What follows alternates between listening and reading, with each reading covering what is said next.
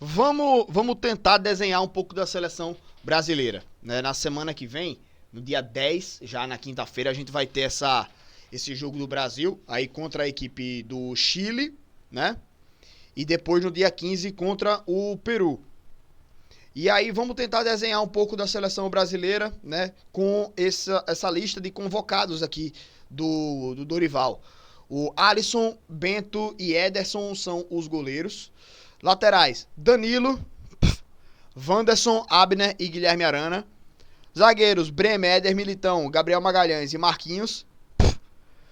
Meio campo, André, Bruno Guimarães, Gerson, Paquetá e Rodrigo. Atacantes, Endrick, Igor Jesus, Gabriel Martinelli, Luiz Henrique, Rafinha, Savinho e Vinícius Júnior.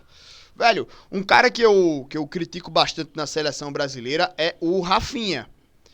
Mas, porra, o Rafinha no Barcelona, ele fez mais gol do que o trio de ataque do Real Madrid inteiro, pô. Na La Liga, tá ligado? Então, é um cara que, assim, não utilizar ele acaba sendo um desperdício, né? Bremer foi cortado, Beraldo foi convocado no lugar do Bremer. Ah, tá. Boa informação aí. Pô, pra mim o Bremer era um cara pra brigar pela titularidade, velho. Mas, enfim, o Beraldo é um grande nome aí pra sequência, né, velho, do Brasil. Gosto demais do Beraldo. Acho que ele tem muito a evoluir, né? Mas, enfim, vamos falar sobre as peças que a gente tem aqui à disposição. Tava falando do Rafinha. No Barcelona, o cara esse ano tá exercendo uma função muito boa, né? Tá fazendo muito bem a função dele lá. Tá sendo um dos artilheiros do time. É, ele o Barcelona é o líder, né, do campeonato espanhol e muito por ele também. Ele tá fazendo gol, dando passe, muito importante. Então é aquilo que eu falo muito, velho. Você tem os nomes, são bons. Falta o treinador ter a capacidade de botar os caras pra jogar, de extrair o que esses caras podem oferecer, entendeu? Então, é a mesma coisa do que a galera fala do Vinícius Júnior. Não é que o Vinícius Júnior não quer jogar na seleção brasileira. Não é que o Vinícius Júnior não sabe, desaprende a jogar na seleção brasileira, cara. O problema é que o estilo de jogo da seleção é muito diferente do estilo de jogo do Real Madrid. E é demérito aí do treinador, velho. Eu acho que o treinador, nesse caso, ele até tem mais culpa do que os jogadores, sabe? Eu até reclamo o tempo inteiro. Os dois líderes da seleção, os dois capitães da seleção, Danilo e Marquinhos, são os jogadores que menos têm capacidade técnica de apresentar algum diferencial, velho. Então isso daí é muito preocupante, é alarmante, velho. Sabe? Como é que você vai dar a braçadeira de capitão da seleção brasileira para um jogador como o Danilo, que não acrescenta em nada tecnicamente a seleção? Como é que o seu segundo líder é o Marquinhos, zagueiro que tem falhado consistentemente na seleção brasileira? Não dá, velho, não dá. Então, assim, até é natural que a liderança desses caras seja vista enquanto eles forem convocados. Né? Então, Danilo e Marquinhos sendo convocados pela hierarquia, acho que eles são realmente os capitães da seleção, por hierarquia. Mas por qualidade técnica, eles não vêm merecendo merecendo ter essa convocação. Então, como é que você tem o seu líder do elenco no banco de reservas? Então, a solução é não convocar. Não convocar, não traz mais os caras, não leva mais os caras para a seleção. Não tem justificativa técnica para levar os caras só pela liderança. Então, pô, o cara pode ser o pior em campo, mas ele vai continuar sendo convocado, ele pode estar prejudicando o time, vai continuar sendo convocado só por causa da braçadeira de capitão. Tá errado, velho. Tá errado. Não pode ficar se sustentando em cima dessa questão de liderança aí de dois jogadores que não estão somando em nada na seleção brasileira. Então, pra mim, a convocação deles dois não se justifica. Inclusive, por esse motivo, justifica-se a não convocação. Porque são caras que não estão adicionando tecnicamente a seleção brasileira, estão prejudicando tecnicamente a seleção brasileira e que só continuam jogando por conta de braçadeira, por conta de liderança. Tá errado, tá errado. Então, pra mim, titulares aí da seleção brasileira, o Ederson também não... Eu venho batendo muito nessa tecla, o Ederson é mais goleiro do que o Alisson. Até, por exemplo, eu nem convocaria mais o Alisson, pra mim já deu o tempo dele na seleção também. Pra mim era Ederson, Bento e aí outro goleiro pra ser o terceiro goleiro, né? E aí sempre tem aquela alternância, né? Você vai trazendo goleiros aí, trazendo uma rotatividade pra goleiros começarem a ter essa experiência na seleção brasileira, pra o treinador ter a vivência com eles. Então eu teria Ederson titular, Bento como segundo goleiro e levaria outro goleiro aí mais jovem para ter essa experiência na seleção. Laterais, não teria levado o Danilo, mas aí a gente tem também o Guilherme Arana. Acho que na seleção o Guilherme Arana tem adicionado muito pouco, então a gente precisa dessa rotatividade nas laterais. Acho que é a posição mais carente da seleção brasileira, é a lateral, né? As duas, inclusive, então precisa dessa rotatividade. Velho, dois laterais que quando eu vi jogando eles, pra mim, foram bem na seleção brasileira, foi o Ian Couto e o Wendel.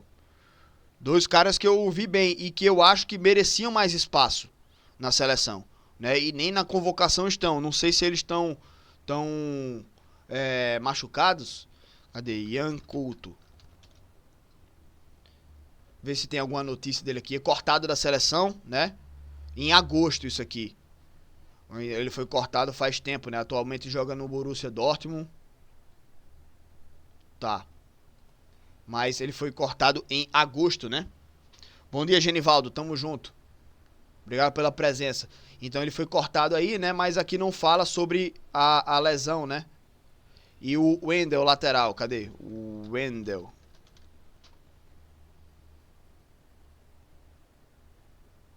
Ele... está na lista de vendas? Como assim? Wendel Lira, ó, grande Wendel Lira. Cadê aqui, velho? Não tem notícia nenhuma, né? Então acho que foi desconvocado mesmo, né? Deve ter sido. Mas, enfim, pra mim foram os dois laterais que eu vi com potencial de assumir a vaga de titular. Não são os melhores do mundo, mas, pô, com os que a gente tem aqui, né, à disposição... Talvez até Wanderson e Abner possam aparecer e dar uma melhora, né? Alguma luz no fim do túnel, sei lá. Mas as laterais acho que são o ponto mais contestável da seleção brasileira. Na zaga, o Bremer não tá mais na convocação, foi cortado, né? Entra o Beraldo, então. E pra mim, a zaga titular é Éder Militão e Gabriel Magalhães. Mas a gente sabe que vai ser o Marquinhos o titular, né?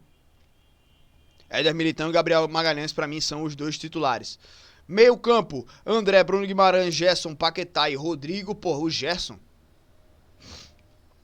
Tem jogadores jogando mais, né? Inclusive aqui no Brasil, né, velho? Então, pra mim, acho que eu escalaria, né, Bruno, colocaria André, Bruno Guimarães e Rodrigo. Ou André, Paquetá e Rodrigo. Mas o Rodrigo seria o meu meia, né? O meio campista ali, entre aspas, o camisa 10. E no ataque, Endrick, Igor Jesus, Gabriel Martinelli, Luiz Henrique, Rafinha, Savinho e Vinícius Júnior. O Brasil precisa de um centroavante. Precisa jogar com o centroavante. Eu utilizaria o Endrick, né? O Luiz Henrique teve espaço na última convocação, né? Eu gosto muito do Gabriel Martinelli. O problema é que o Martinelli joga do lado esquerdo, mesmo lado do Vinícius Júnior, né?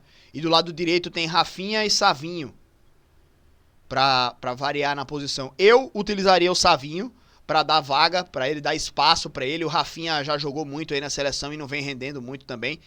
Mas aquilo que eu falei no início, né? O Rafinha é bom jogador, no Barcelona tá jogando bem e o Brasil precisa se adaptar aos jogadores, né? Fazer um jogo mais adaptado aos seus jogadores para extrair o máximo possível deles. Então, para mim, mesmo sabendo disso do Rafinha, eu utilizaria ainda o Savinho, tendo o Rafinha como opção, e do lado esquerdo eu utilizaria o Vinícius Júnior não pode ficar de fora, né? O Vinícius Júnior não pode ficar de fora, velho. Então é Vinícius Júnior com o Gabriel Martinelli de opção. E aí, se o Vini Júnior não estiver rendendo, se o time não encaixar, entra o Martinelli.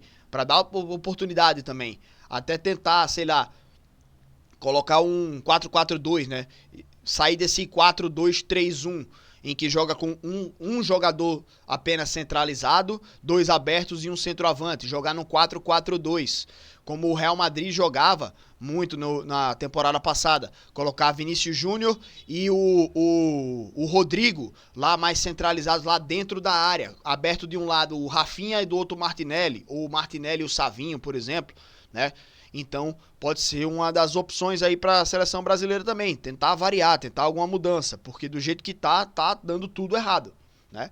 E esses dois jogos aí, contra Chile e Peru, vão ser cruciais aí para a sequência do Dorival, né? Que se não conseguir convencer nesses dois jogos, o que vai ser muito difícil, né? São dois adversários, entre aspas, fáceis. Então, mesmo ganhando, vai ter esse negócio, contra Chile e Peru é fácil.